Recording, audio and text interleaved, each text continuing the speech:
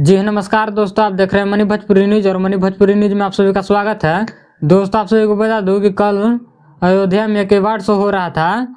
वहां पर खेसारी लाल यादव के विरोधियों के सामने मोनू अलबेला अपना गाना फिल्म हम देखब खेसारी के गा दिए हैं। और दोस्तों, आप सभी को बता दूं कि मोनू अलबेला को इस गाने पर अवार्ड मिला है, जो कि इस वीडियो में मोनू अलबेला को गाते हुए आप लोग सुन सकते हैं।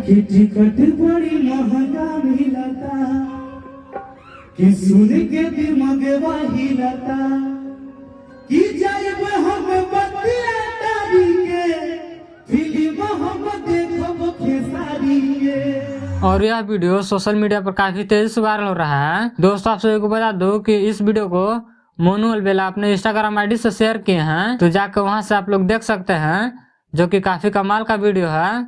और यह वीडियो अवार्ड शो का वीडियो है। तो इस वीडियो में इतना ही। इस वीडियो के बारे में क्या कहना चाहते हैं कमेंट करके जरूर बताएं। और मेरे चैनल पर नए हो तो चैनल को सब्सक्राइब करें, ताकि ऐसे ही हिट मशीन खेसारी लाल यादव की सारी छोटी बड़ी खबरें आपको सबसे पहले मिल सके। तो मिलते हैं अगले वीडियो में, तब तक के लिए जय हिंद।